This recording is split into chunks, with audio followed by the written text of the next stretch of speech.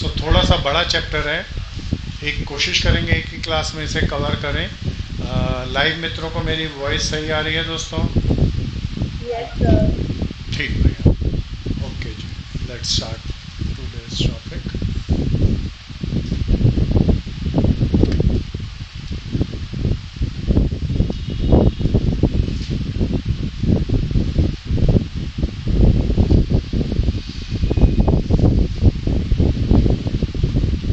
So my chapter, today's chapter for the business study is called Principle of Management। गहरा chapter है, description के लिए गहरा नहीं है, लेकिन एमसीक्यू के अंदर इसके अनंत क्वेश्चन बनते हैं और बहुत स्मार्ट क्वेश्चन आते हैं। एमसीक्यू के अंदर ये कोशिश करना कि कोई हमें केस स्टडी देगा और उसके अंदर कहेगा कौन सा प्रिंसिपल ऑफ मैनेजमेंट लगता है। So generally principal of management में अगर हायर स्टडी में हम पढ़ेंगे, इवन कॉलेज फर्स्ट ईयर में पढ़ेंगे, तो एफ.डब्ल्यू. टेलर, हेनरी फ्योल के अलावा और कुछ राइटर्स की भी बातें पढ़ेंगे। लेकिन हमारे सीबीएसई या सीयूईटी के कोर्स करिकुलम में दो ही राइटर के प्रिंसिपल रखे गए हैं। कौन कौन से? हेनरी फ्योल के और एफ.डब्ल्यू. टेलर के। सो प्रिंसिपल ऑफ मैनेजमेंट थोड़ी सी मैं चर्चा करूँगा, आप बताते चलना। हाँ दोस्त मौर्या, ये प्रिंसिपल होते क्या है दोस्त? हाँ प्यारे दोस्तों, ये क्या है? गाइडलाइंस है। कीमती वर्ड बोला इस भाई ने। गाइडलाइंस है जो हर मैनेजर को डायरेक्शन देती है, what to do what not to do. और क्या है बहन, आप भी बताओ, कोशिश करो, सबको ऑप्शन दे रहा हूं। और क्या है? डिसीजन मेकिंग में हेल्प करते हैं। बात तो हो गई, मैं तो चाह रहा था कुछ और बने। प्यारे दोस्तों, ये प्रिंसिपल ऐसे ही बने या साइंटिफिकली डेवलप किए गए हैं? क्या ये यूनिवर्सल ट्रूथ नहीं है या है? तो प्यारे दोस्तों, यही इसकी डेफिनेशन में आना चाहिए। So it's a very important definition. Principle of management are statement of fundamental truth. कौन सा ट्रूथ है भैया? फंडामेंटल ट्रूथ कौन से होते हैं भैया? जो हमेशा सच हो, है ना भैया? विच एक्ट एज अ, जो क्या प्रोवाइड करते हैं? गाइडलाइंस प्रोवाइड करते हैं। किसको गाइडलाइंस प्रोवाइड करते हैं? वर्कर को या मैनेजर को? मैनेजर को। For taking managerial action and decision. जरा जल्दी जल्दी चलते चलना दोस्तों। तो ये क्या है? स्टेटमेंट ऑफ फंडामेंटल ट्रूथ हैं जो गाइडलाइंस देती हैं किसको? मैनेजर्स को, एक्शन और डिसीजंस के लिए। मैं लेट क्यों गई? जल्दी जल्दी करना, तेज तेज चलना। बड़ा टॉपिक है, बड़ा चैप्टर है, पूरा निपटाएंगे, कोशिश करेंगे पूरा करें। की वर्ड है statement of fundamental truth. Guidelines किसको? मैनेजर्स को, for taking decision and actions. Let's move further, चलें। सो प्यारे दोस्तों, अब इसके अंदर आता है इनके अंदर क्या क्या करेक्टर्स हैं या क्या क्या फीचर्स हैं। तो दिस इज वेरी इंपॉर्टेंट भैया। सारे करेक्टर को अगर एक लाइन में, सारे करेक्टर के वर्ड को 3-4 लाइन में जोड़ के लिखे ना, तो डेफिनेशन बनती है यूनिक। तो कभी भी किसी की डेफिनेशन याद करनी हो, डेफिनेशन को समझना हो, तो करेक्टर को समझना सबसे आसान तरीका है। सबसे पहला करेक्टर है फॉर्म्ड बाय प्रैक्टिस। ये कैसे बनाए गए भैया? बार बार करके देखा और वही वही रिजल्ट आए, तो हमने कहा प्रैक्टिस करके हमने देखा ये बेस्ट सिचुएशन है, इस सिचुएशन में ऐसा काम करे तो अच्छा होगा। एंड दैट्स व्हाई ये क्या कहा? Form by practice. क्लियर है दोस्तों? एंड दूसरा, इनकी वैलिडिटी क्या है? यूनिवर्सल। ये हिंदुस्तान, पाकिस्तान, श्रीलंका, अमेरिका, रशिया, सब जगह लागू होते हैं, क्योंकि ये जो प्रिंसिपल ऑफ मैनेजमेंट है किसके बेस पर है? ह्यूमन बिहेवियर के बेसिस पे हैं। तो ह्यूमन जहां भी होंगे पूरे वर्ल्ड में वो एक जैसा बिहेवियर रखेंगे। That's why it's having universal validity. ये जर्नल गाइडलाइंस है, स्पेसिफिक गाइडलाइंस नहीं है। क्या है भैया? जनरल कंडीशन में क्या क्या मैनेजर्स को करना चाहिए, क्या क्या नहीं करना चाहिए, वो बताता है, स्पेसिफिक गाइडलाइंस नहीं है। ये फ्लेक्सिबल है। क्या है भैया? क्या बहन बता सकते हो डू मीन बाय फ्लेक्सिबल? हाँ प्यारे दोस्तों, ये बहन बहुत अच्छा बोली। ये गाइडलाइंस तो देते हैं लेकिन मैनेजमेंट को कंपेल नहीं करते कि यही करना है। इसे अपनी मर्जी से थोड़ा बहुत हम चेंज कर सकते हैं। That's why they are called as flexible, है ना भैया? सो प्यारे दोस्तों, कॉन्टीजेंट है। कॉन्टीजेंट, सो हम क्या होता है कॉन्टीजेंट? जिसका वेट नहीं निकाला जा सके, जिसे टच नहीं कर सके, जिसे फिजिकली नहीं देख सके। इन प्रिंसिपल ऑफ मैनेजमेंट को कोई वेट नहीं कर सकता, फिजिकली टच नहीं कर सकते ना, बट भैया इनके रिजल्ट्स बहुत इंपॉर्टेंट होते हैं, है ना? होते हैं ना? So they are very important character है। क्या है भैया? कॉन्टीजेंट। एक एक करेक्टर को ध्यान से समझना, बहुत केस स्टडी बन सकती है प्यारे दोस्तों इन पे। क्लियर है ना भैया? सो प्यारे दोस्तों 6 इज कॉल्ड बिहेवियर स्टडी। ये सारा का सारा ये प्रिंसिपल ऑफ मैनेजमेंट किसको कंट्रोल या रेगुलेट करने के लिए? ह्यूमन को कंट्रोल करना है, उसे इफेक्टिव और एफिशिएंट बनाना है। तो प्यारे दोस्तों हमें ह्यूमन बिहेवियर की स्टडी करनी पड़ेगी और उसके अकॉर्डिंग काम करना पड़ेगा। तो सारे अकॉर्डिंग टू किसके हैं? ह्यूमन बिहेवियर के सब। प्यारे दोस्तों the 7th one is called based on relation. प्यारे दोस्तों आप किसी भी दूसरे पर्सन से बगैर रिलेशन के काम नहीं करा सकते। तो अगर आपको उनके साथ जुड़ना है, इफेक्टिवनेस और एफिशिएंसी बढ़ानी है, तो पहले अपने आप को रिलेट करना पड़ेगा, तब कोई आपकी बात को मानेगा। तो बेस्ड ऑन रिलेशन है, रिलेशन ना हो तो कोई भी आपकी बात नहीं सुनेगा। क्लियर है ना भैया? कितने फीचर हैं, कितने कैरेक्टर हैं? 7। पहले एक बार तेज से बोलेंगे। पहला फॉर्म बाय प्रैक्टिस, दूसरा यूनिवर्सल वैलिडिटी, तीसरा जर्नल गाइडलाइंस, चौथा, पांचवा कॉन्टीजेंट का क्या मतलब? It can feel, it can not be touch, it can not be weight. Clear है ना भैया? सो प्यारे दोस्तों बिहेवियर स्टडी है और आखिरी में क्या था? Based on relation. क्लियर? जल्दी जल्दी से पॉइंट्स बनाते चलना, जल्दी जल्दी से सारे पॉइंट लर्न होने चाहिए पेपर देते वक्त। क्लियर है ना भैया? बहुत केस स्टडी बन सकती है। अब मान लो कोई 4 पॉइंट दे दे और 4 पॉइंट के अंदर से कोई बोल दे 3 तो उसके अंदर करेक्टर हैं और 1 नहीं है, बोला कौन सा करेक्टर नहीं है? या 4 पॉइंट दे दे, उसके अंदर कोई 1 करेक्टर छुपा के दे, तो बोले कौन सा फीचर है प्रिंसिपल ऑफ मैनेजमेंट का? ऐसा बन जाएगा ना भैया? पक्का ना भैया? सो फिर ऐसा भी दे सकता है कि कोई केस स्टडी दे दी, बोला कौन सा character of principal of management apply कर रहा, तो प्यारे दोस्तों वो भी हम निकाल सकते हैं। सो प्यारे दोस्तों मैं आगे चलूं, सबका हो गया, नोट कर लिया, नोट करते चलना, छोड़ना नहीं किसी भी चीज को। द नेक्स्ट वन इज, चलो अर्णिमा आगे। प्यारे दोस्तों नेक्स्ट, क्या क्या फायदे हैं प्रिंसिपल ऑफ मैनेजमेंट के? जितने फायदे सोच सकते हो सारे फिट कर देना। प्यारे दोस्तों सबसे पहला, डिसीजन कैसा है? Scientific decision. हम टेक्निकली सोचते हैं, एनालाइज करते हैं, और साइंटिफिकली का मतलब प्रॉब्लम को सोचते हैं, उसके अल्टरनेटिव सॉल्यूशन डेवलप करते हैं और बेस्ट अल्टरनेटिव का चुनाव करके उसको अप्लाई करते हैं। That is called scientific process.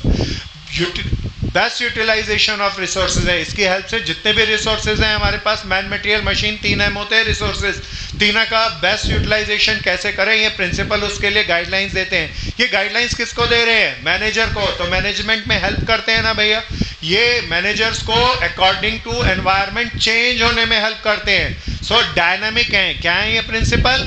Dynamic. सो प्यारे दोस्तों इफेक्टिव एडमिनिस्ट्रेशन हो जाती है। सोशल रिस्पॉन्सिबिलिटी क्या क्या होती है? गुड क्वालिटी प्रोडक्ट देना, आफ्टर सेल सर्विसेज देना, रीजनेबल प्राइस देना, इको फ्रेंडली प्रोडक्ट्स देना। तो ये सारी सोशल रिस्पॉन्सिबिलिटी को फुलफिल करते हैं। ये ट्रेनिंग में हेल्प करते हैं, ये एजुकेट करते हैं वर्कर्स को, मैनेजर्स को, ये रिसर्च करने में हेल्प करते हैं। कितने भी बना लो सारे फायदों में फिट हो जाते हैं। पॉइंट वाइज जल्दी जल्दी डेवलप करते चलना, ध्यान से चलते रहना। किसी को एक्सप्लेनेशन चाहिए हो तो रोक के पूछ लेना। क्या मैं आगे चलूं दोस्तों? कीप लिटिल फास्टर, तेज तेज चलो। सारे पॉइंट। साइंटिफिक डिसीजन सबसे इंपॉर्टेंट है, इसीलिए सबसे पहले लिखा। Tapping best utilisation of resources, then guidelines for management, change according to environment, effective administration, fulfill social responsibility, 6th training, 7th educating, 8th research and development। 50 भी बनाओ तो बन जाएंगे इसमें। चलो भैया आगे, कम टू द नेक्स्ट। प्यारे दोस्तों हेनरी फ्योल को father of journal principal of management कहा जाता है। इन्होंने कौन सी बुक लिखी? Journal principal of management. कौन सी बुक लिखी? Journal principal of management. Journal principal of management में कितने प्रिंसिपल डिफाइन किए? 14 journal principal of management define किए। सो प्यारे दोस्तों हेनरी फ्योल ने जो प्रिंसिपल ऑफ मैनेजमेंट है, एक एक करके ध्यान से सुनना भैया, इन 14 की केस स्टडी 101% आनी है। तो ठंडे दिमाग से इसे समझना, आपने पढ़ सबने रखा होगा, बहुत ध्यान से समझना। सबसे पहला क्या है? पॉइंट वाइज करते हैं, अभी लिखना नहीं भैया। Division of work. फिर क्या भैया? Authority and responsibility. फिर डिसिप्लिन। फिर यूनिटी ऑफ कमांड, यूनिटी से दो बनते हैं, यूनिटी ऑफ कमांड और यूनिटी ऑफ डायरेक्शन। फिर subordination of individual interest to general interest, फिर रेम्यूनरेशन टू द पर्सन, फिर centralisation and decentralisation, then scalar change, then order, then equity, then stability of tenure, फिर initiative और esprit de corps, बोले तो team spirit. कितने principal हैं? 40। एक एक करके चर्चा करते हैं। इन पे केस स्टडी 12th में भी बहुत आती थी और अब भी बहुत आएगी। प्यारे दोस्तों, सबसे पहला क्या है भैया? Division of work. ध्यान से चलते हैं जना। डिवीजन ऑफ वर्क के अंदर क्या करते हैं? गुड बहन, आप कोशिश करोगे? बिल्कुल मेरी बहन बहुत अच्छा बोली। कहते हैं वर्क को स्मॉलर पार्ट्स में डिवाइड करते हैं। हाँ रातावाल, और क्या करते हैं?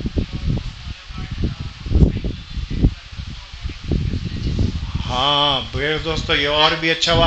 हर वर्क को स्मॉलर पार्ट में डिवाइड करते हैं, फिर वो स्मॉलर वर्क उसके retro respective efficient able person को एलोकेट करते हैं और वही काम उससे बार बार कराते हैं। इससे क्या आ जाता है? Very important word, specialisation. वो बार बार उसी काम को करके सीखता है और उस काम को इफेक्टिव और एफिशिएंट, टाइम से जल्दी और कॉस्ट के विद इन करता रहता है। और इस कारण से हमारी फर्म में क्या खास चीज आती है?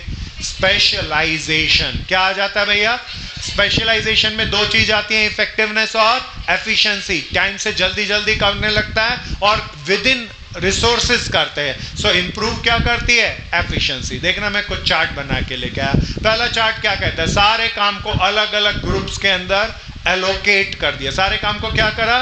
ग्रुप्स में एलोकेट कर दिया। फिर दूसरा वर्ड क्या बोला था? सब दोबारा बताओ। हर एक स्मॉलर वर्क को उससे specialise efficient retrospective efficient people को एलोकेट किया। वो काम वो से बार बार कराएंगे ताकि क्या बढ़ जाए उसमें? स्पेशलाइजेशन एनहांस हो जाए। सबसे बड़ा फायदा इसका क्या है भैया? स्पेशलाइजेशन। पक्का ना भैया? अब दोबारा देखना, ये पिक्चर कुछ खास कहती है, ध्यान से देखना। ये पिक्चर क्या कहती है भैया? ये छोटा आदमी, ये मोटा आदमी, ये बीच वाला आदमी। प्यारे दोस्तों, हर एक आदमी को एलोकेशन ऑफ वर्क उसकी एफिशिएंसी के अकॉर्डिंग देना चाहिए। अगर किसी की एफिशिएंसी ज्यादा है तो उसे वर्क लोड भी ज्यादा देना चाहिए, ज्यादा एफिशिएंट वर्क देना चाहिए। किसी की एफिशिएंसी कम है तो उसे अनएफिशिएंट वर्क देना चाहिए। क्या ये समझ में आया? तो जो वर्क एलोकेशन है वो किसके अकॉर्डिंग होना चाहिए? एफिशिएंसी या potential power of the people के अकॉर्डिंग देना चाहिए। मोर पोटेंशियल पावर पीपल को मोर पोटेंशियल वर्क देंगे और लेस एफिशिएंट पीपल को लेस एफिशिएंट वर्क देंगे। This is retro respective allocation of work. So प्यारे दोस्तों, कीमती वर्ड है ये, अब लिखते चलना। बना लो टॉपिक, की वर्ड लिखना, division of work. Division of work के अंदर divide the work into the smaller part and allocate retro respective smart efficient people। फिर उससे क्या आ जाना चाहिए? स्पेशलाइजेशन आना चाहिए। स्पेशलाइजेशन कीवर्ड है। फिर उससे क्या होना होता है? एफिशिएंसी और इफेक्टिवनेस एनहांस होती है। Allocation of the work, distribution होना चाहिए अकॉर्डिंग टू एफिशिएंसी। ये पिक्चर यही कहती है ना भैया? सो प्यारे दोस्तों, नेक्स्ट ये क्या समझ में आ गया सबको? यहाँ हम बहुत इसके मेरिट डिमेरिट्स भी करते थे, पर अभी एमसीक्यू में मेरिट डिमेरिट्स का बहुत ज़्यादा योगदान नहीं है। फायदे तो डिवीजन ऑफ वर्क के बहुत ज़्यादा हैं, बहुत ज़्यादा फायदे हैं। लिमिटेशन बताना कोई? बंटवारा करें काम का और फिर हम बांट के काम को करें। इसके फायदे तो बहुत सारे हैं। एफिशिएंसी बढ़ती है, इफेक्टिवनेस बढ़ती है, इजी अचीवमेंट ऑफ गोल बढ़ता है ना भैया? पक्का ना? प्रॉफिटेबिलिटी एनहांस हो जाती है। हाँ दूसरा मत,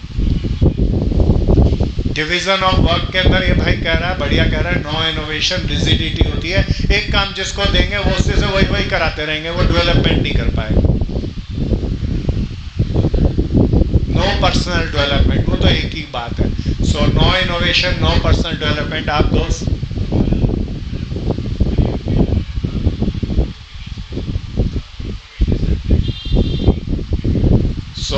भाई कहता है ये इंफॉर्मेशन देने में उनको प्रॉब्लम होगी, रिजिडिटी आ जाएगी। Okay, anyone else?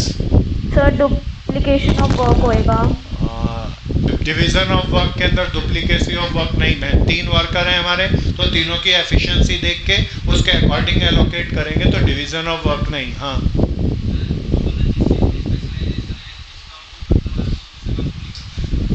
हाँ एक आदमी दूसरे की जगह क्योर नहीं कर पाएगा, वो अपना ही काम कर पाएगा और बाकियों के काम नहीं कर पाएगा, तो डेवलपमेंट ऑफ ऑलराउंडर्स नहीं होगी। गुड। और एक सबसे बड़ी लिमिटेशन चूक रही है, कोऑर्डिनेशन तो डिवीजन ऑफ वर्क में बहुत अच्छा होता है बहन, अपने आप होता है। घर के अंदर 5 लोग हैं, सबके काम बांट दिए तो सब अपने अपने काम कर रहे हैं ना, कोई लड़ाई झगड़ा है ही नहीं। कोऑर्डिनेशन इजीली बन गया डिवीजन ऑफ वर्क में, तो बन गया ना मैं, तो कोऑर्डिनेशन तो फायदा है डिवीजन ऑफ वर्क का। प्यारे दोस्तों जरा ध्यान से सुनना, डिवीजन ऑफ वर्क के अंदर क्या खर्चा नहीं आएगा या आएगा? प्लानिंग डिपार्टमेंट काम करेगा। It is good for small department, small organise, it is good for big organisation. बड़ी ऑर्गेनाइजेशन के लिए तो ठीक है, पर छोटी ऑर्गेनाइजेशन जिसे सोल प्रोप्राइटर खुद ही चला रहा है, उसके लिए कॉस्ट इफेक्टिव नहीं है ना भैया। क्या ये समझ में आ गया? पक्का आया? So division of work, division of work के बाद फिर चलते हैं, this is very important, authority and it's a very important. चलो दोस्तों आओ स्टार्ट करें। यश बता भाई अथॉरिटी क्या होती है? इसमें सबसे पहले डेफिनेशन लिखनी है अथॉरिटी की। हाँ प्यारे दोस्तों, authority means power to give order. What is this authority? Authority का मतलब बोलो, पावर टू गिव ऑर्डर। दूसरा रिस्पॉन्सिबिलिटी बतानी है। चल बहन आप बताओ, व्हाट इज रिस्पॉन्सिबिलिटी? हाँ जिम्मेदारी। Obligation to do a certain piece of task is called obligation, है ना भैया? So authority, right to give order to subordinate, and responsibility is एक obligation to perform a specific task in a specific task और specific time के within। 2 चीज जरूर लिखनी है इसके अंदर। अब authority और responsibility क्या कहती है? सबसे पहले हमने authority को define किया, फिर responsibility को। जरा ध्यान से सुनना, जिसको भी authority दें तो उसके साथ जुड़ी हुई उसको क्या बताएंगे? Retrospective responsibility. जिसको भी रिस्पॉन्सिबिलिटी दें उस रिस्पॉन्सिबिलिटी को पूरा करने के लिए उसे उसकी रिट्रोस्पेक्टिव अथॉरिटी भी देनी है, and that is called authority and responsibility. क्या ये प्रिंसिपल आ गया? सब जरा देखना, मैं इसमें सबसे पहले अथॉरिटी एंड रिस्पॉन्सिबिलिटी की डेफिनेशन लिखी, एंड अथॉरिटी एंड रिस्पॉन्सिबिलिटी दोनों क्या होनी चाहिए? बैलेंस। जितनी अथॉरिटी दो, देखना तराजू बनाया हमने, उतनी क्या दो? रिस्पॉन्सिबिलिटी। जितनी रिस्पॉन्सिबिलिटी दो उतनी, अगर ये बैलेंस नहीं हो ये तराजू, तो प्यारे दोस्तों काम अच्छे तरीके से कोई भी हमारा इंडिविजुअल पर्सन अच्छे से नहीं कर पाएगा। जल्दी से कुछ कीवर्ड बनाओ। पहला क्या? Authority meaning. दूसरा क्या? Responsibility meaning. जरा देखना ये वाला चार्ट अच्छा है ना इसका? तो प्रिंसिपल तो ये है, जिसे अथॉरिटी दो रिट्रो रिस्पेक्टिव उतनी रिस्पॉन्सिबिलिटी भी, किसी को रिस्पॉन्सिबिलिटी दो तो उसको उतनी अथॉरिटी भी दो। क्लियर है ना भैया? इसका फेमस एनसीईआरटी केस स्टडी है। हमने अपने वर्कर को 400 शर्ट 1 महीने में पूरा करने के लिए कहा। क्लियर है ना? पहले वो प्रोडक्शन करते थे 300 शर्ट, बहुत बारी सीबीएसई में भी आया, शायद आपने इसको पढ़ा हो, फिर भी रिवाइज करा देता हूँ। 400 अभी 300 शर्ट पिछले महीने बनाते थे, बाजार में डिमांड ज़्यादा हो गई तो हमने कहा 300 की जगह कितनी शर्ट बनानी है? 400। लेकिन उन्हें 400 शर्ट बनाने के लिए हमने उन्हें जो राइट्स हैं पैसा विड्रॉ करने के लिए, नए लोगों को अपॉइंट करने के लिए, वो दिए ही नहीं। तो कहते हैं कौन से प्रिंसिपल ऑफ मैनेजमेंट का वायलेशन किया?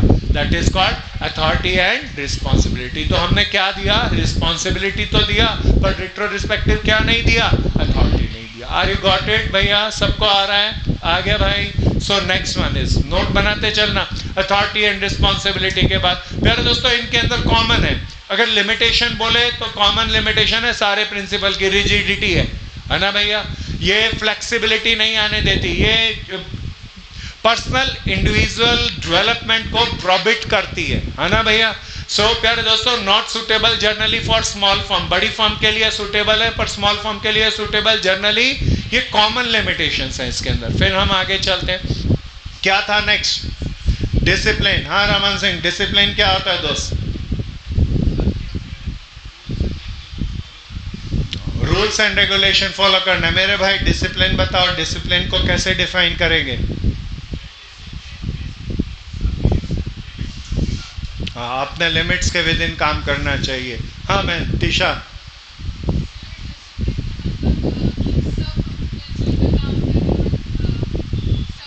वो तो कोऑर्डिनेशन होगा बहन, सब मिलजुल के काम करेंगे। डिसिप्लिन क्या? अच्छा, एक बात बताओ, डिसिप्लिन वर्ल्ड में सबसे ज्यादा किस संस्था, किस ऑर्गेनाइजेशन में मिलता है? आर्मी में मिलता है। कहाँ मिलता है? आर्मी में। डिसिप्लिन क्यों मिलता है? सारे इक्वल होते हैं? नहीं प्यारे दोस्तों, एक बॉस होता है और बॉस जो ऑर्डर देता है, बॉस कहे कि खाई में कूदना है तो सारे कूद जाएंगे। क्लियर है ना? And this is discipline, this is the meaning of discipline. तो जो भी बॉस रूल्स एंड रेगुलेशन बनाए, जो भी बॉस हमारी बाउंड्री फॉर्म करे, सारे लोग उस रूल्स रेगुलेशन को, उस ऑर्डर को डेफिनेटली श्योरली ओबे करें, उस लिमिट के विद इन एक्ट करें, and this is called discipline. अच्छा, एक बात बताओ, कोई डिसिप्लिन को डिसओबे करे तो बदले में क्या मिलेगी? ये डिसिप्लिन की खासियत है भैया। डिसिप्लिन को डिसओबे करेगा तो क्या मिलेगी? Punishment. There can be a many type of punishment. Clear है ना? Physical punishment, mental punishment, financial punishment. Clear है ना भैया? कोई भी पनिशमेंट हो सकती है। So discipline, discipline means what? प्यारे दोस्तों, कौन सबसे इंपॉर्टेंट दिख रहा है? बॉस। इस प्रिंसिपल में कौन सबसे इंपॉर्टेंट है? बॉस। बॉस सबसे आगे चलेगा और जो जो ये कहेगा, ये जो डायरेक्शन डिफाइन करेगा, सभी लोग इसको फॉलो करेंगे। लाजमी है, सभी लोग जो ये रूल्स एंड रेगुलेशन बनाएगा, जो ये ऑर्डर बनाएगा, उसको फॉलो अप करेंगे। अगर नहीं करेंगे तो बदले में क्या मिलेगा? Punishment is very important step. Clear है ना भैया? Clear. The next one is discipline. अगर रहते हैं तो हर आदमी के रूल्स एंड रेगुलेशन अलग अलग है। प्यारे दोस्तों, सब आदमी डिसिप्लिन यूज करेंगे तो unity of direction, unity of command और easy achievement of common goal नहीं होगा या होगा? So this is very important. The next is called, जरा अच्छे से लिखो डिसिप्लिन के बारे में, जरा जल्दी से बनाओ। तेज तेज चलना, थोड़ा तेज तेज चलना।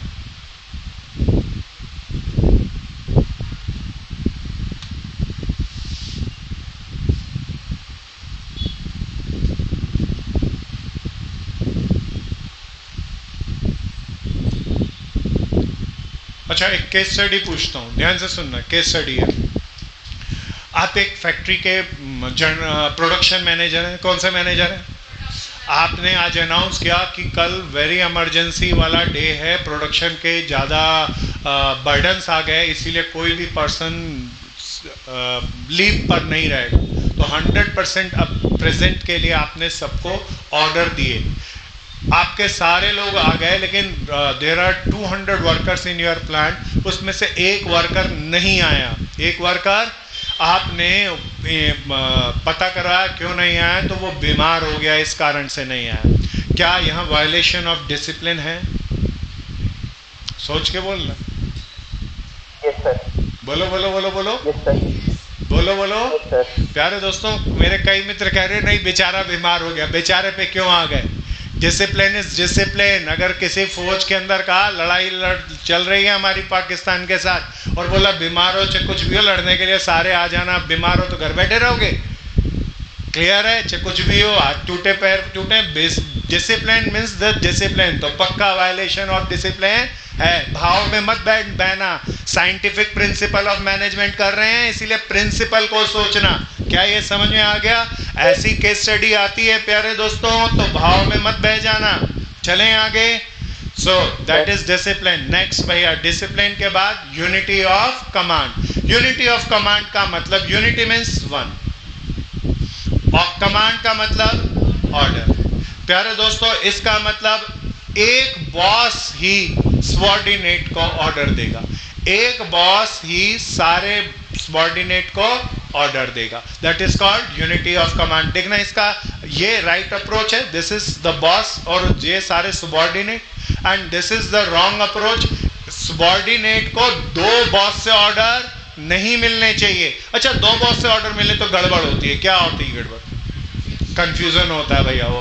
फिर और कॉन्फ्लिक्ट होता है, कंफ्यूजन होता है, कॉन्फ्लिक्ट हो सकता है। प्यारे दोस्तों, ये डिसऑबे और ऑर्डर कर सकता है ना भैया? ये बोलेगा मेरे को उसने कहा इसलिए मैं तो ये नहीं करूंगा, तो डिसऑबे ऑफ ऑर्डर होगा ना। ये डिसिप्लिन को इम्प्रोवाइज नहीं करेगा ना। So this is right approach. ऐसे ही बनाते थे ना इसका chart. Then next, unity of command के अंदर मैं एक एग्जांपल देता हूं, क्योंकि अब ये एमसीक्यू के लिए तो नहीं है। जरा ये गेम की पिक्चर देखना। ये गेम देखी होगी आपने।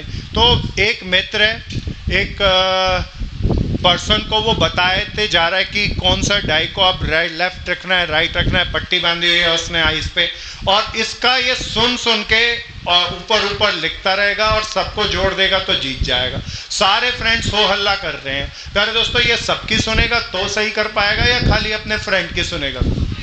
This is called unity of command. Boss is your best friend, इसीलिए किसी की नहीं सुनना, केवल किसकी सुनना? बॉस की। Are you got it? One boss की। क्लियर है भैया? अब प्यारे दोस्तों ध्यान से सुनना, इसकी केस स्टडी हायर एग्जाम्स के अंदर जर्नली आती है। सो प्यारे दोस्तों, मैं एक एग्जांपल, मल्टीनेशनल कंपनी का कोई भी नाम लो, कोई multinational company, LG world wide इसके प्लांट हैं, या सैमसंग ले लेते हैं। सो सैमसंग को लेते हैं, कोरियन कंपनी है। कौन सी कंपनी है? साउथ कोरिया की कंपनी है। पूरे वर्ल्ड वाइड इसके बहुत सारे प्रोडक्ट बाजार के अंदर चलते हैं। प्यारे दोस्तों, इनका सबसे पहला जनरल मैनेजर है जो कोरिया के अंदर रहता है। कहाँ रहता है भैया? साउथ कोरिया के अंदर रहता है। फिर उसने इंडिया के अंदर इंडियन सैमसंग बनाया इंडिया के अंदर, इसी तरह नेपाल के अंदर अपनी अलग कंपनी बनाई, इसी तरह भूटान में अपनी अलग कंपनी बनाई, यूके के अंदर, यूरोप के अंदर अलग अलग लोकल कंपनियां बनाई। इंडियन कंपनी को इंडियन जीएम लीड करता है। बताओ, अब इंडियन जीएम क्या करता है? यहाँ पर इसके प्रोडक्शन प्लांट है, सेलिंग डिपार्टमेंट है, फाइनेंस डिपार्टमेंट है, and other so many other department, human resource management department है, सेलिंग डिपार्टमेंट है। तो यहाँ पे भी इसके अब वर्कर के एक हेड है या बहुत सारे हेड हैं? जनरल मैनेजर भी हेड है, इंडियन मैनेजर भी हेड है, फिर प्रोडक्शन मैनेजर भी हेड है, फिर उसके बाद फॉरमैन भी होगा भैया जो इसको लीड करता होगा। क्या ये यूनिटी और कमांड को फॉलो करते हैं? बोलो बोलो बोलो बोलो। हाँ रातावाल इतने सारे हेड हैं, कैसे करते हैं? लेकिन ऑर्डर तो किसी ने नहीं दिया ना। प्यारे दोस्तों, इसके लिए एक खास तरह का सिस्टम सारी ऑर्गेनाइजेशन ऑबे करती हैं, एंड दैट सिस्टम इज, ये जो सैमसंग का कोरिया के अंदर बैठा हुआ हेड है, ये वर्कर से कभी डायरेक्ट बात नहीं करता। ये किससे डायरेक्ट बात नहीं करता? ये कभी भी ऑर्डर देगा तो किसको देगा? उनके प्रोडक्शन मैनेजर से भी बात नहीं करा, इंडिया के जनरल मैनेजर को ऑर्डर देगा। इंडिया का जनरल मैनेजर, प्रोडक्शन मैनेजर, ये सप्लायर को, रिटेल चेन के हेड को, इनको ऑर्डर देगा। ये प्रोडक्शन मैनेजर अपने फोरमैन को कहेंगे और फोरमैन वर्कर को कहेगा। कभी भी इंडियन हेड डायरेक्टली फोरमैन को नहीं कहता। इसीलिए एक वर्कर पे बहुत सारे हेड होते हुए भी ये क्या करते हैं? यूनिटी ऑफ और कमांड को फॉलो करते हैं। Are you got it? पक्का है यूनिटी ऑफ कमांड को? अगर मान लो ये कोरिया का मैनेजर सीधा वर्कर को ऑर्डर देने उसके घर पहुंच जाए, तो प्यारे दोस्तों ये वर्कर फिर इन बीच वालों की बिल्कुल नहीं सुनेगा, ये सीधा मेल करके इससे बात कहेगा। क्लियर है ना? तब जैसे होगा किसका? यूनिटी ऑफ कमांड का। तो किस तरीके से पूरे वर्ल्ड के अंदर मल्टीपल बॉस होते हुए भी वो ऐसा सिस्टम बनाया सभी एमएनसी ने, सभी प्रोडक्शन हाउसेस ने, ताकि वो किसको फॉलो अप करें? यूनिटी ऑफ कमांड को। तो ये पूरा केस स्टडी करके इसके बहुत सारे केसेस बनते हैं। क्या ये समझ में आ गया? तो कुछ लिख लो यूनिटी ऑफ कमांड, पिक्चर बनाना, दैट्स एनफ। चौथे के बाद आते यूनिटी ऑफ कमांड से आता था यूनिटी ऑफ डायरेक्शन। अब प्यारे दोस्तों कोई मुझे बताओ, यूनिटी ऑफ डायरेक्शन का क्या मतलब? सब लोग एक ही डायरेक्शन में चलेंगे। कहाँ चलेंगे? तो सब लोग एक पहले प्लान करके कॉमन गोल बनाएंगे और सब लोग कॉमन गोल को अचीव करने के लिए एक ही डायरेक्शन में चलेंगे, and that is called unity of direction. So all member of our organization directed toward the achievement of common goals. The most important factor is best किस डायरेक्शन में चलेंगे? To achieve the common goal. ये हमारी direction होगी. So प्यारे दोस्तों, ये direction कौन तय करेगा? बॉस बताता है ये डायरेक्शन कौन सी होगी, और सभी सबॉर्डिनेट, सभी ऑर्गेनाइजेशन के सभी लोग बॉस समेत उस डायरेक्शन को फॉलो करेंगे. सो प्यारे दोस्तों, ये इसकी राइट अप्रोच है. देखना, ये सब एक ही डायरेक्शन में जा रहे हैं. इस फिगर में बताओ एक ही डायरेक्शन में जा रहे हैं या एक भटक गया? एक भटक गया. This is not a unity of direction. Clear है ना भैया? अच्छा, अब मैं थोड़ी सी एक केस स्टडी यहाँ पर लेके आऊँ, बहुत ध्यान से चलते रहना। Are you got it? छोटी छोटी चीज़ें जल्दी जल्दी से पिक्चर बनाते चलना। प्यारे दोस्तों, एक ऑर्गेनाइजेशन में production department, purchase department, sale department, human resource management department अलग अलग थे। तो प्यारे दोस्तों, जनरल हेड था उनका। जनरल हेड के under production department, sale department, production department, human resource management department. Purchase department raw material बाजार जाता था और different kind of material world के अलग अलग एरिया से परचेज करके लेके आता था। सेल डिपार्टमेंट सेल मार्केट को कैप्चर करने के लिए मार्केट रिसर्च करता था और कंज्यूमर को जोड़ने का ज़्यादा से ज़्यादा कोशिश करता था। क्या ये दोनों की? पर प्रोडक्शन डिपार्टमेंट जो रॉ मटेरियल अवेलेबल होता था उससे बेस्ट प्रोडक्ट्स को प्रोड्यूस करता था। ह्यूमन रिसोर्स मैनेजमेंट, प्यारे दोस्तों, ये ह्यूमन रिसोर्स मैनेजमेंट वाले अपने लोगों के ह्यूमन रिसोर्सेज से बेस्ट आउटपुट निकालने की कोशिश करते थे। क्या यूनिटी ऑफ डायरेक्शन है? बोलो बोलो बोलो बोलो बोलो, कैसे है? कैसे है? क्यों है? परचेज वाला अलग काम कर रहा है, प्रोडक्शन वाला अलग काम कर रहा है, सेल वाला अलग काम कर रहा है, ह्यूमन रिसोर्स मैनेजमेंट वाला अलग काम कर रहा है। कैसे है? प्यारे दोस्तों, सब बेस्ट काम कर रहे हैं, इसीलिए फर्म का मोटिव यहाँ पर बेसिक मैंने नहीं बताया। प्रॉफिट था, मोटिव था, ऑब्जेक्टिव था, कॉमन गोल था, मैक्सिमाइजेशन ऑफ प्रॉफिट। तो चारों डिपार्टमेंट, परचेज वाले अपना काम अच्छा से करें, प्रोडक्शन वाला अपने से अच्छा करें, HM वाले वो काम अच्छा करें, तो प्रॉफिट अपने आप से मैक्सिमाइज नहीं होगा या होगा? तो डिफरेंट टाइप ऑफ टास्क करते करते हुए भी उनकी यूनिटी ऑफ डायरेक्शन है। Are you got it? सबको आया? पक्का आया? चलूँ आगे। द नेक्स्ट वन इज, प्यारे दोस्तों, difference between unity of command and unity of direction. बड़ा है भैया। प्यारे दोस्तों, यूनिटी ऑफ कमांड किसके लिए होती है? वर्कर के लिए। कि एक सारे वर्कर का क्या होना चाहिए?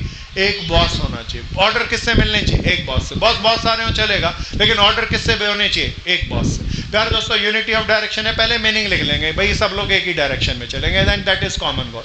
अच्छा, यूनिटी ऑफ डिमांड वर्कर्स के लिए होता है। किसके लिए होता है?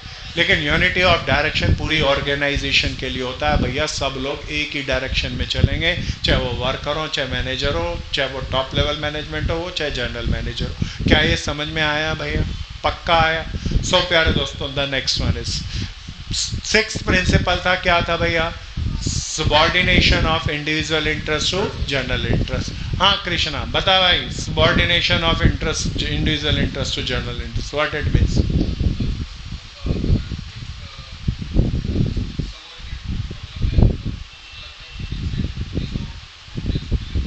No no no no no rear. हाँ दोस्त,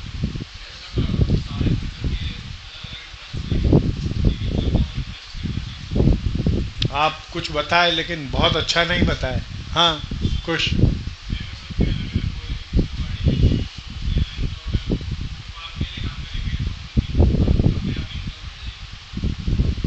आपके पास एग्जाम्पल अच्छा था, पर वो एग्जाम्पल इस तरीके से बताया किसी को पल्ले ही नहीं पड़ा।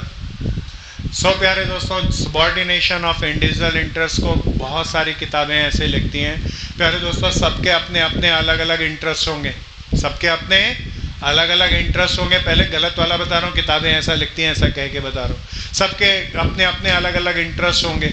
अब प्यारे दोस्तों, हम जब सब फर्म के अंदर किसी सब वर्कर को एसोसिएट करके काम कराएंगे तो कहेंगे तुम्हारे इंडिविजुअल इंटरेस्ट बाजू में रखो और फर्म का common interest is more important, individual interest are unimportant, और ऐसा फील उनको करा दें। This is the basic principle, individual interest, subordination of individual interest to general interest. प्यारे दोस्तों, पर ये ज़्यादा अच्छा नहीं है, बहुत किताबें ऐसा कहती हैं, पर इस सबको दूसरे तरीके से सोचना। सबके अलग अलग इंटरेस्ट नहीं होंगे या होते हैं। हो सकता है कोई कहता हो यार मेरे को अच्छा लगेगा जब मैं रोल्स रॉयस कार चलाऊंगा तो मज़ा आएगा जीवन में, बाकी चीज़ें जाएं भाड़ में। कोई कह सकता है यार मैं बैंकॉक घूमने जाऊंगा तो मज़ा आएगा, जब 20 माले की बिल्डिंग के ऊपर रेस्टोरेंट के अंदर बैठ के अच्छे से खाऊंगा तो मज़ा आएगा। कोई बोल सकता है नहीं भैया मैं तो थार के रेगिस्तान के अंदर तपती गर्मी के अंदर उसको क्रॉस करूँगा, चाहे खाने को कुछ नहीं मिले, चाहे पीने को कुछ नहीं मिले, तो मेरा मज़ा है। कोई कह सकता है जी मेरा मज़ा तो यह मंगल ग्रह की यात्रा करके आऊँ तब मज़ा है। कोई कह सकता है नहीं मेरी जेब में सबसे ज़्यादा पैसे होंगे तब मेरा मज़ा है। तो सबके अलग अलग इंटरेस्ट नहीं होते या होते हैं। ये ह्यूमन बिहेवियर है, सबके इंटरेस्ट अलग अलग होते हैं। किसी ऑर्गेनाइजेशन में जब हम उनसे काम कराएं, तब अगर उन लोगों को ये विश्वास दिला दें, अगर फर्म का जर्नल इंटरेस्ट पूरा हो जाए, फर्म का कॉमन इंटरेस्ट अगर पूरा हो जाए, तो तुम्हारे इंडिविजुअल इंटरेस्ट भी अपने आप ही फर्म पूरे कर देगी। देन प्यारे दोस्तों, वर्कर के काम करने का जज्बा अलग ही नहीं होगा या होगा, and that is the subordination of individual interest to general interest. तो सबको ये विश्वास लगाना है कि उनके इंडिविजुअल इंटरेस्ट है, उनको इन्फ्लुएंस करना है, अपने इंडिविजुअल इंटरेस्ट जितने भी हैं वो सारे फुलफिल हो जाएंगे अगर फर्म का क्या पूरा हो जाए, कॉमन गोल। तो इसीलिए मोर इंपॉर्टेंट क्या है, क्या पूरा हो जाना, कॉमन गोल। इसका मतलब ये नहीं है कि इंडिविजुअल इंटरेस्ट को पीछे छोड़ दें तो वर्कर काम नहीं करेंगे अच्छे तरीके से इंस्पायर होके। क्लियर है ना? यही कहना चाह रहा था ना कुछ। चलो भैया आगे, पक्का। So what is this? सब लोगों के अलग अलग इंटरेस्ट है, तो सब सबऑर्डिनेट को यह विश्वास दिला दें, जो डायरेक्टर ने, जो सीईओ ने, जो बॉस ने जर्नल इंटरेस्ट बनाए हैं वो पूरे हो जाएं, तो सबके इंडिविजुअल इंटरेस्ट भी पूरे हो जाएंगे। दूसरी पिक्चर, प्यारे ग्रुप में सब अपने आप को देख रहे हैं या दूसरे को देख रहे हैं? And this is the subordination of individual interest to general interest. Self is not important in a group. Other peoples are more important. Clear है ना भैया? So this is the subordination of individual interest to general interest. Are you got it? चलो आगे, पक्का सबको आ गया। एक case study कहता हूं, ध्यान से सुनना। हम होंगे प्यारे दोस्तों, हमारी कंपनी थी टाटा एंड कंपनी। कौन सी थी भैया? टाटा एंड कंपनी की टिस्को एक कंपनी है जो आईटी सेक्टर के अंदर बहुत अच्छे तरीके से मार्केट शेयर उसका वर्ल्ड वाइड बहुत अच्छा है और रिसर्च एंड डेवलपमेंट में आईटी के अंदर बहुत काम करती है। टिस्को कंपनी ने के अंदर आप एक अच्छी पोस्ट पे हैं, मिडिल लेवल मैनेजमेंट पे है, तो मिडिल लेवल मैनेजमेंट की हैसियत पे आपको यूके भेजा रिसर्च एंड डेवलपमेंट प्रोग्राम में पार्टिसिपेट करने के लिए। कहाँ भेजा भैया? आप रिसर्च करके आए और यूके का यूएसए के अंदर जाके वहाँ से कुछ सीख कर आए। प्यारे दोस्तों, 2 दिन की छुट्टी के दौरान आप न्यूयॉर्क पूरा घूम कर आए। 2 दिन आपको घूमना बहुत अच्छा लगता था, 2 दिन की छुट्टी के दौरान न्यूयॉर्क पूरा घूम कर आए और घूमने के अंदर आपने 2 दिन पूरे वेस्ट किए। क्या आपने subordination of individual interest to general interest का वायलेशन किया? बोलो बोलो बोलो, किया? आप फैक्ट्स के अंदर छोटी छोटी चीज़ों को ध्यान से नहीं सुनेंगे, पढ़ेंगे तो उड़ जाओगे। मैंने कहा 2 दिन क्या किया उसने? 2 दिन की छुट्टियों के दौरान घूमने गया ना। अगर मैं छुट्टी हॉलीडे नहीं बोलता तो पक्का उसने वायलेशन किया। छुट्टी दी तो घर में बैठ के क्या करता, कमरे में बंद होकर होटल में क्या करता? अब बताओ, इंडिविजुअल इंटरेस्ट भी पूरा कर रहा है और कॉमन इंटरेस्ट भी। घूमने वर्किंग डे में जाता तो वायलेशन था प्यारे दोस्तों। हॉलीडे के दौरान गया इसीलिए वायलेशन। तो प्यारे दोस्तों, केस स्टडी टाइप के क्वेश्चन आएंगे, लगभग तय। ध्यान से पढ़ना, और ये हम बुक पढ़ के नहीं कर सकते। तो इसके लिए क्या चाहिए? एक तो कवरेज चाहिए, हमें डाटास बताऊं, फैक्ट्स बताऊं, फिर अवेयरनेस चाहिए। क्या चाहिए? अवेयरनेस। तो क्या था? अगर कहूं 2 दिन वेस्ट कर दिए उसने न्यूयॉर्क घूमने के अंदर, तो पक्का उसने जनरल इंटरेस्ट का वायलेशन किया। पक्का ना भैया? लेकिन अगर उसने कहा 2 दिन हॉलीडे के दौरान गया तो एक एप्टीट्यूड बदल जाएगा। प्यारे दोस्तों, the next one is called, what is this? Remuneration to the person. So this is so important. प्यारे दोस्तों, सब बताएंगे। हाँ मैन, आपकी बारी। Man, what do you mean by the remuneration? हाँ, हर वर्कर को नहीं बहन, वो आप बता रहे हो जो प्रिंसिपल है। मैं प्रिंसिपल नहीं पूछ रहा, अभी बताओ रेम्यूनरेशन क्या होता है। प्यारे दोस्तों, मेरी बहन बोली वर्कर को काम के बदले क्या देते हैं हम? वेजेस या सैलरी। दोबारा बताओ क्या देते हैं? प्यारे दोस्तों, मैं शब्द बोल रहा हूँ, अब पता नहीं है सही है गलत है, ट्रू या फॉल्स बताना। Remuneration means submission of wages and salary. True और फॉल्स? चिल्ला के क्या और जोड़ें? पॉक्स परक्यूजिट्स भी देते हैं प्यारे दोस्तों। तो रेम्यूनरेशन में 3 चीजें आती है, याद रखना। क्या क्या भैया? Wages, salary, perquisite. परक्यूजिट क्या? मेरे पास वर्कर है, मैं उनको वर्कर्स को घर से लाने के लिए फ्री कार दे दी, फ्री ट्रैवल अलाउंस दे दिया, तो that travel allowance is a part of remuneration. रहने के लिए फ्री घर दे दिया, फ्री उनके लिए होगा, बिजनेस को तो पैसा किराया या उसकी मेंटेनेंस कॉस्ट बियर करनी पड़ेगी, तो वो वर्कर का ही रेम्यूनरेशन कहलाएगा। किसका रेम्यूनरेशन कहलाएगा? वर्कर का रेम्यूनरेशन। तो वर्कर के रेम्यूनरेशन में क्या क्या चीज जोड़ते हैं? Wages, salary, perquisite. Are you got it भैया? अब प्यारे दोस्तों, वेजेस, सैलरी एंड ये परक्यूजिट का सबमिशन अमन भाई वर्कर को कितना देना चाहिए? जितने पे, तेज से बोलना भाई, जितने पे वो काम कर ले भाई। ये तो हिंदुस्तानी पुराना मेंटेलिटी थी भाई, इस पे तो वर्कर आज काम नहीं करे, बोले जितने पे वो काम कर ले वही कम से कम देंगे। मतलब कम से कम देंगे, फिर क्या देंगे? सर जितना वो डिजर्व करता है। कम से कम या ज्यादा से ज्यादा? लुटवाएगी बहन फॉर्म को। ज्यादा से ज्यादा की कोई लिमिट हुई है आज तक? ये ज्यादा से ज्यादा भी बड़ा खतरनाक है। लोग कम से कम कह देते हैं, कई लोग कह देते हैं, जो बिजनेस माइंडेड बोले कम से कम देंगे। फिर जो वर्कर माइंडेड है वो कहे यार सोशलिस्ट है, वो कहेंगे ज्यादा से ज्यादा दो ना। प्यारे दोस्तों, ना तो कैपिटलिस्ट से बात बनेगी ना सोशलिस्ट से, यहाँ बात बीच में बनेगी। कितना दें? तो जितनी वो वैल्यू प्रोवाइड कर रहे हैं ऑर्गेनाइजेशन को, उतना पैसा देना है जिससे कि मोस्ट सेटिस्फाइड हो जाए 2%, मोस्ट सेटिस्फाइड हो जाए 2%, एम्प्लॉयर एंड एम्प्लॉय। कितना पैसा दोगे जिससे मैक्सिमम लेवल ऑफ सेटिस्फेक्शन आए? किन दो लोगों में? एम्प्लॉयर में भी और एम्प्लॉय में भी। पक्का? क्या ये समझ में आ गया? पक्का आया? कितना दोगे जिससे maximum level of satisfaction obtain की जा सके?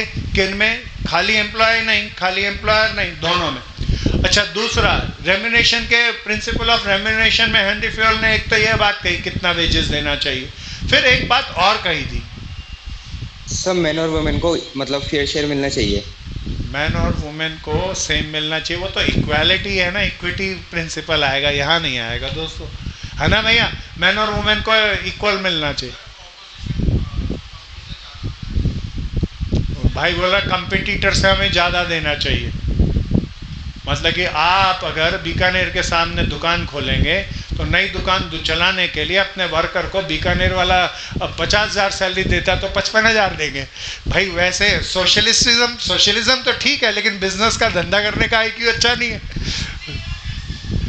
सर रेम्यूनरेशन 2 टाइप के होते हैं, एक फीस बेस्ड रेट सिस्टम और एक टाइम बेस्ड रेट सिस्टम। हाँ, ये तो ठीक है बहन, पर ये यहाँ पे नहीं लगेगा, वो तो साइंटिफिक प्रिंसिपल ऑफ मैनेजमेंट में लगेगा, पर यहाँ तो जर्नल प्रिंसिपल ऑफ मैनेजमेंट चल रहा है। प्यारे दोस्तों, और कोई? प्यारे दोस्तों, हेनरी फ्योल ने एक सबसे बढ़िया बात की, जब भी कभी भी वर्कर्स को दो, अपने ध्यान से इस हेनरी फ्योल के स्टेप को हमेशा यूज करना।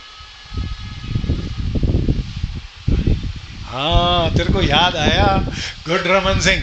सो प्यारे दोस्तों, वर्कर को जब भी रेम्यूनरेशन दो तो रेम्यूनरेशन देते वक्त उन्हें कहना चाहिए, रेम्यूनरेशन देनी चाहिए एप्रिशिएशन ऑफ देयर वर्क करते हुए। क्या करते हुए भाई? सैलरी देते हुए लोग कैसे करते हैं ना, आंख दिखा के सैलरी देते हैं, सैलरी दादाजी हैं, बॉस हैं, ऐसे नहीं देनी चाहिए।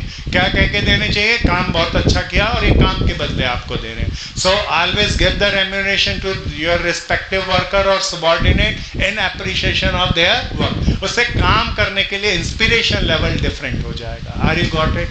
This is the remuneration. कहता है भैया, बॉस कह रहा है कितना देना है और ये कहता है कितना दें, तो कितना दोगे जिसमें दोनों की मैक्सिमम लेवल ऑफ सेटिस्फेक्शन हो जाए। That is a balancing equation. मालिक भी सेटिस्फाइड होना चाहिए एंड सबऑर्डिनेट भी सेटिस्फाइड होना चाहिए। फिर सैलरी एंड वर्कर कितना देना चाहिए? प्यारे दोस्तों, कैसे देना चाहिए? एप्रिशिएशन ऑफ देयर वर्क देना चाहिए और दोनों जिससे सेटिस्फाइड हो जाए उतना देना चाहिए। Are you got it? पक्का आया? चलो भैया आगे। द नेक्स्ट वन इज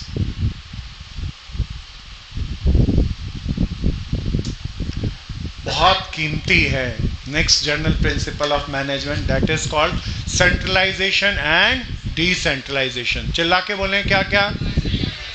हाँ बहन काव्या, तेरी बारी बता बहन, सेंट्रलाइजेशन क्या होता है? कोशिश कर।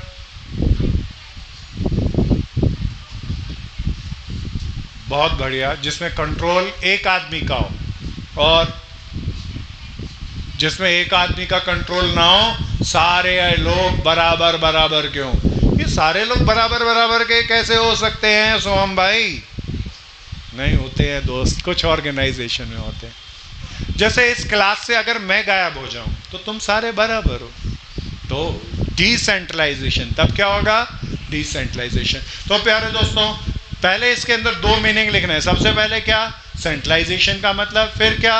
डिसेंट्रलाइजेशन का मतलब। प्यारे दोस्तों ध्यान से सुनना, सबसे पहले कौन किसकी बात कर रहे हैं? सेंट्रलाइज। सेंट्रलाइज सिस्टम के अंदर बॉस होता है। क्या कौन होता है?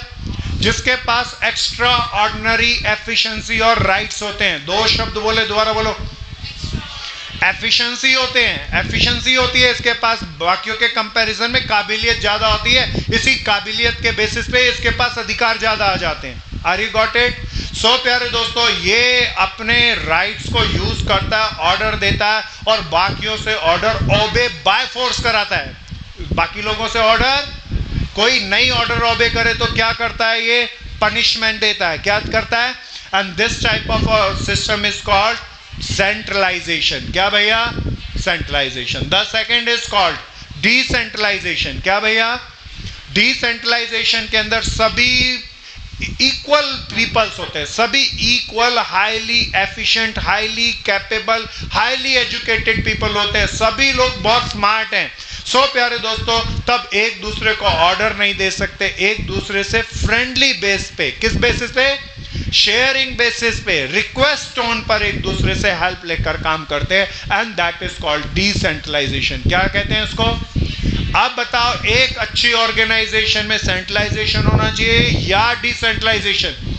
दोनों होने चाहिए। प्यारे दोस्तों, एक हमारी क्लास में कैसे है सेंट्रलाइजेशन और कैसे decentralisation. I am a boss, मैं आपको बोल रहा हूं ये करो, ये नहीं करो, ये बताओ, ये नहीं सोचो, देन दैट इज कॉल्ड, कौन सा फॉलो किया? सेंट्रलाइजेशन। लेकिन आप अभी आपस में डिस्कशन कर सकते हैं, आपस में एक दूसरे से नोट्स शेयर कर सकते हैं, कोई छुट्टी हो गई तो अगले दिन नोट्स मांग सकते हैं, एंड दैट इज कॉल्ड। खाली सेंट्रलाइजेशन हो तो क्या हम अच्छा काम करेंगे? खाली डिसेंट्रलाइजेशन हो तो अच्छा काम करेंगे। अच्छा काम कब करेंगे? जब दोनों। तो हर एक ऑर्गेनाइजेशन में क्या क्या होता है? सेंट्रलाइजेशन भी और decentralisation. Are you got it? So तब ऑर्गेनाइजेशन बेस्ट तरीके से काम करती है। चलो आगे, पक्का इसका एक चार्ट और। प्यारे दोस्तों, ये चार्ट ऐसा ही बनता है। ये बॉस सबको ऑर्डर देता है और सब उसको फॉलो करते हैं। ये डिसेंट्रलाइजेशन, कोई बॉस नहीं है, एक दूसरे से शेयरिंग और रिक्वेस्टिंग टोन पर काम करते हैं। क्लियर है ना? किसी ऑर्गेनाइजेशन में क्या चीज होनी चाहिए? बोथ, दोनों होनी चाहिए ना। स्कूल में, कॉलेज में, इंस्टीट्यूशंस में कौन सा मॉडल फॉलो करते हैं? ये सेंट्रलाइजेशन एंड डिसेंट्रलाइजेशन मॉडल को फॉलो किया जाता है। अच्छा, एक बात बताओ प्यारे दोस्तों, वर्ल्ड वॉर 2 का विलन हिटलर, तो हिटलर ने नाजीवाद फैलाया और पूरी जर्मन्स को एक किया। एक करके वो सबको, पूरे वर्ल्ड को वर्ल्ड वॉर में डाल दिया। जर्मनी छोटा सा देश, कुछ लाखों की आबादी ने, लगभग 4 करोड़ वर्ल्ड की आबादी थी, सबको परेशान कर दिया। कौन सा सिस्टम फॉलो कर रहे थे? चिल्ला के। अब मैं पूछता हूं, क्या उसने सेंट्रलाइजेशन एंड डिसेंट्रलाइजेशन को फॉलो किया? सोच के बोलना, बोलो बोलो बोलो बोलो, कैसे? तो अब प्रिंसिपल फॉलो किया नहीं। प्रिंसिपल ये थोड़ा ना सेंट्रलाइज क्या है, डिसेंट्रलाइज क्या है। प्रिंसिपल तो ये, किसी ऑर्गेनाइजेशन में क्या होना चाहिए? दोनों होना चाहिए। यही है ना? क्या हिटलर ने फॉलो किया? तेज से बोलो, तेज से बोलो। ये बाकी गर्दन क्यों नहीं हिला रहे भाई? एक पासे तो है हिंदुस्तान पाकिस्तान, तो मैच में मजा आएगा ना। हाँ, फॉलो किया? यश कह रहा हाँ किया। कैसे किया मेरे को बता यश सोनी। पहले हाँ,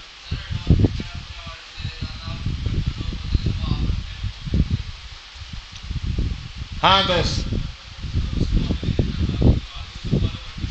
बाकी सब उसे फॉलो। अगर फॉलो नहीं करता तो गोली मार देता था, तो बड़ा जालिम आदमी था, छोड़ता नहीं था अपने ऑफिसर को भी, हाथ पैर काट के फेंक देता था। चैम्बर्स बना रखे थे गैस के, और सबसे पहले एटम बम इजाद उसी ने किया। तो उसी के साइंटिस्ट ने, जर्मन साइंटिस्ट ने किया था। वो तो जर्मन साइंटिस्ट, जिस जर्मन साइंटिस्ट ने एटम बम को इजाद किया, उसे डर लगा हिटलर के हाथ लग गया तो ये तो पूरे वर्ल्ड को तबाह कर देगा, इसीलिए वो अमेरिका भाग गया। अमेरिका वालों ने उसका सारा फॉर्मूला चुरा लिया और जापान पे इस्तेमाल कर दिया। तो यही कहानी थी ना भैया। अब हिटलर ने फॉलो किया या नहीं किया, फिर वो अचीव कैसे कर सका? आपने मोस्ट ऑफ द टारगेट को इज द अचीवर। प्यारे दोस्तों, वो डिसिप्लिन ठीक है, उसने सेंट्रलाइजेशन और डिसेंट्रलाइजेशन का एक बहुत बढ़िया चार्ट बनाया और उसे फॉलो अप किया। प्यारे दोस्तों, और सेंट्रलाइजेशन एंड डिसेंट्रलाइजेशन प्रिंसिपल ये नहीं कहता कि सेंट्रलाइजेशन नहीं होना चाहिए, सेंट्रलाइजेशन होना चाहिए। तो वो ऑर्डर देता था और बाकी सब लोग उसको फॉलो करते थे। ज़्यादातर जो लोग नहीं फॉलो करते थे उनको मार देता था वो। तो that is called centralisation process. पर डिसेंट्रलाइजेशन प्रोसेस भी था। उसके जितने भी सोल्जर थे वो आपस में बहुत फ्रेंडली रहते थे, बहुत फ्रेंडली रहते थे। इतना संगठन था कि एनिमी के अगेंस्ट सब मिलकर लड़ते थे। इसीलिए छोटे से देश की छोटी सी सेना ने सभी देश के सेना को लगभग हरा दिया था। सो किसको फॉलो किया था उसने? सेंट्रलाइजेशन को, डिसेंट्रलाइजेशन को, या दोनों को? दोनों को फॉलो किया था। Are you got it? दोनों। उसके सोल्जर फ्रेंडली, कभी उसके सोल्जर्स ने उसके अगेंस्ट रिवोल्ट नहीं किया। अगर कहीं रिवोल्ट हो जाता तो हम कहते डिसेंट्रलाइजेशन फॉलो नहीं किया, उसने अच्छे से फॉलो किया। उसके सोल्जर ने कहीं उसके अगेंस्ट रिवोल्ट नहीं किया, है ना भैया? पक्का ना? So next one is called scalar chain. कौन सी chain? What this scalar chain says? Scalar chain के अंदर कहता है सारी फ्लो ऑफ इंफॉर्मेशन एक स्ट्रेट लाइन में होगी। किस में होगी भैया? बॉस सबसे पहले ऑर्डर देगा अपने नीचे वाले हेड को, उसका नीचे वाला मिडिल लेवल का मैनेजर लोअर लेवल मैनेजमेंट को देगा, लोअर लेवल मैनेजमेंट वर्कर्स को देगी। इस तरीके से होता हुआ कोई भी ऑर्डर ऊपर से किस तरफ जाएगा? नीचे। ऑर्डर कहां से फ्लो करेगा? स्ट्रेट लाइन में ऊपर से नीचे की तरफ। कोई भी इंफॉर्मेशन या कोई भी सजेशन कहां जाएगा? नीचे से ऊपर होता हुआ। क्लियर है? This is called scalar chain. This is called, कोई भी पर्सन कोई भी इंफॉर्मेशन अपने एडजॉइनिंग बॉस या एडजॉइनिंग सबऑर्डिनेट को दे सकता है। बॉस के बॉस को सीधा इंफॉर्मेशन नहीं दे सकता ना।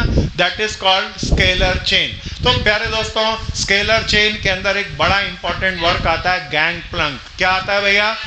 चिल्ला के। Gang Planck. हाँ गोयल, व्हाट इज दिस? संचित, गैंग प्लंक क्या होता है?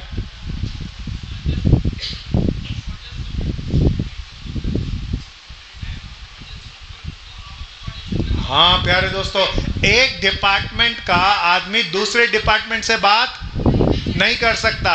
ये भाई कहता है इमरजेंसी कंडीशन हो। क्या हो? इमरजेंसी कंडीशन हो तो एक डिपार्टमेंट का आदमी दूसरे डिपार्टमेंट के किससे बात कर सकता है? सेम लेवल ऑफ वर्कर से, टॉप वाले से नहीं, सबऑर्डिनेट से नहीं, सेम लेवल ऑफ वर्कर से बात कर सकता है। कौन सी सिचुएशन में? अच्छा, अगर इमरजेंसी सिचुएशन नहीं है और ये पर्सन को इसको बात पहुंचानी है तो कैसे पहुंचाएगा? तो ये स्केलर चेन में अपने बॉस से होते हुए बॉस तक, फिर उसके बॉस से स्केलर चेन में नीचे की तरफ फ्लो होते हुए आएगी। क्यों? इमरजेंसी की कंडीशन, अगर ऑर्डिनरी कंडीशन है तो इसमें क्या टाइम नहीं लगेगा या लगेगा? इमरजेंसी सिचुएशन में टाइम को नहीं चाहिए हमें, इसीलिए गैंग प्लंक को बनाया हेनरी फ्योल ने कि इमरजेंसी की सिचुएशन हो तो किसी से भी बात कर सकते हैं। Are you got it? प्यारे दोस्त बैठ। अब मैं एक case study, famous case study है, बहुत सारे हायर एग्जाम के अंदर आएगी, बहुत ध्यान से सुनना। हम होंगे पक्का ना? सो प्यारे दोस्तों, हम लोग सपोज करो रिलायंस इंडस्ट्री के अंदर फोरमैन थे। क्या थे भैया? तो बताओ, वर्कर है या मैनेजमेंट पोस्ट है? कौन सा लेवल ऑफ मैनेजमेंट है? लोअर लेवल ऑफ मैनेजमेंट की पोस्ट है।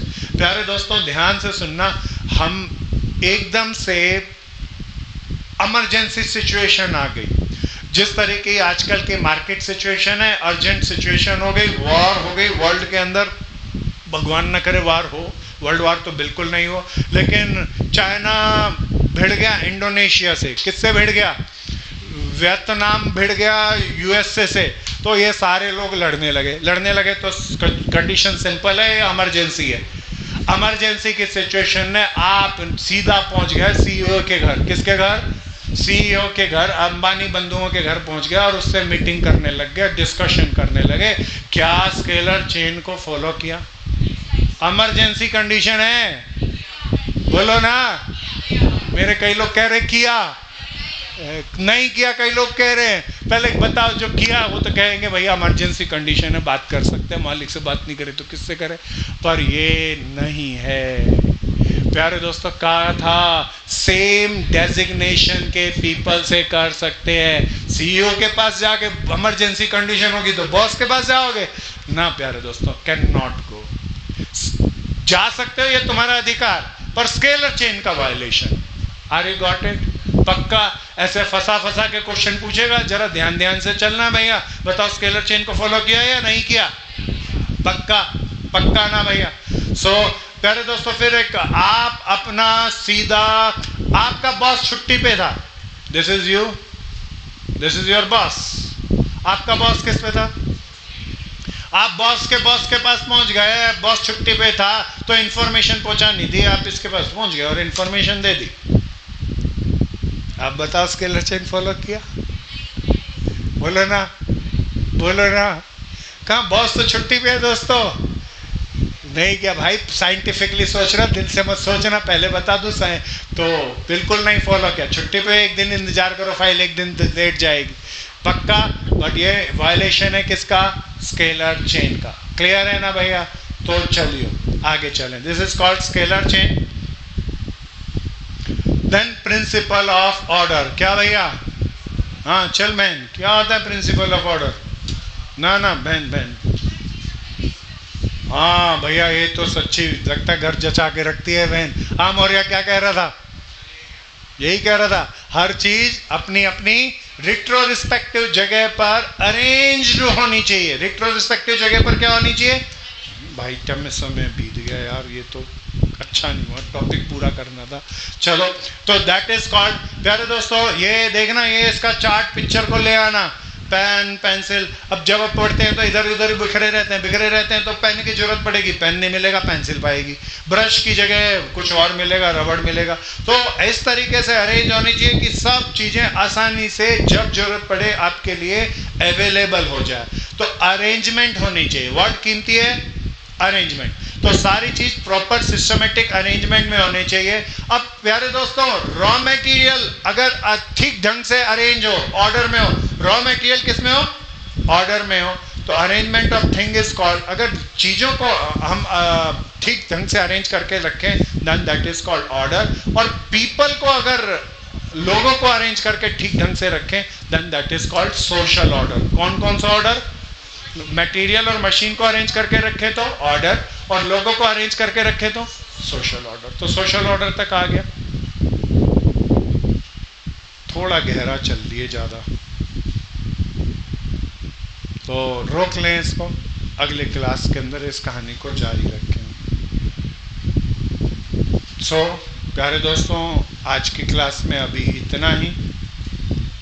आज बिजनेस स्टडी के अंदर बहुत अच्छा सा टॉपिक रहा, उम्मीद है आप